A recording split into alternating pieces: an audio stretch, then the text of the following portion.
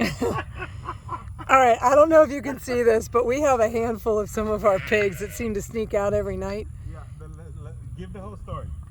Well, okay, so I had a group of mulefoot piglets, and they're a little bit of a pain in the butt, or any other word you want to use for that. And so every single night, they get out, and they go from the pasture that they're in right now, which has got a handful of our rams that we separated to grow. Their little monsters are right there, right there. You can see them, the 4. All right, so they sneak out of a spot in the fence, like right around there. And then there's a sheep that got out tonight, and I don't know what she's done. Oh, the little rams. Yeah, and then we've got a group of little rams that we're fattening up in here with one of our, there's the stupid little pigs again. As you can see them, they drive us nuts. So every night, right about this time or before sunset, they go running around a portion of the property right here in the middle. And so they stay between the rams, which we've got here, and then they go across the one portion of one of our driveways, and they go over here to another spot, which is predominantly, or the majority of the time, that's our pig pastures. And so they travel back and forth across the driveway. And as you can see, there's a handful of ewes that are there. They've been separated. And they're on this side of the driveway. And then we have this group on this side of the driveway. And the pigs run around and act like nothing is wrong. But all they're doing is wreaking havoc, creating problems. They're like a whole bunch of what call elementary middle schoolers that have nothing better to do but create havoc.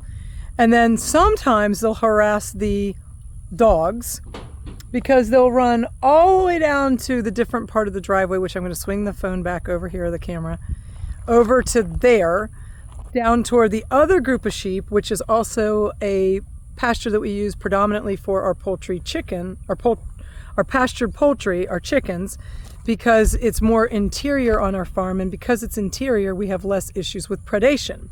So we don't have the bobcats, the coyotes, all that good stuff. Even with the dogs, you still get stuff that attempts, even though they usually don't make it out of the property with anything, but sometimes they make it into the property, and then of course they're scooted along. Hence the reason why you have livestock guardian dogs. So we now have our freelancing ewe, who's there, who needs to be over in the other pasture, and I don't know, she must have snuck under the barbed wire. And then coming back this way, we have a couple of calves that we're fattening up before they get in with the group so they don't get bounced around. We've got our miniature zebu, and I think, Manny, how old is he? He's pushing 12 or 13, at least? Well, at least 14. Okay, so 14, maybe 14, maybe 15 years old. We've had him for quite a while. He's pretty fantastic. And we've got him in there to set a good example for all of this crew. And he's not getting the heifers pregnant. Yeah, he's our heifer. No, that's not male. So for our smaller heifers, which is a cow that has not had a baby, if you're not sure of that, what that is, we utilize him as a small bull, and he's a zebu, which is a gray with a hump on him.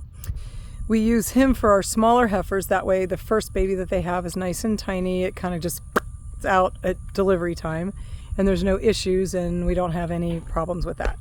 And so we hand select those young ladies that will go in with him when it's appropriate and they're of age size to get in.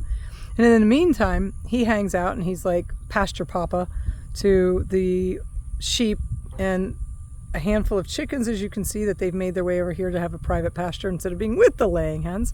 And then my lovely little mulefoot group, separate from our other hogs, which are a combination of heritage breeds, non-heritage breeds, Hamps, Yorks, Dorocks, Berkshires, all of that good happiness.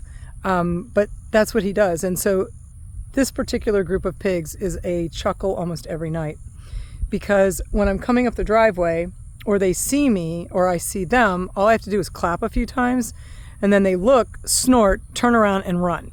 So it's really kind of humorous. I'll try to get it on video again, but this is our evening adventure with this particular group.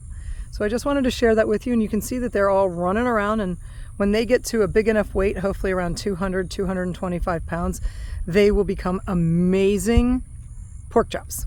So just wanted to share a little adventures here at Circle C Farm in the evening. So from our pasture to your plate, lots of giggles. Circle C Farm.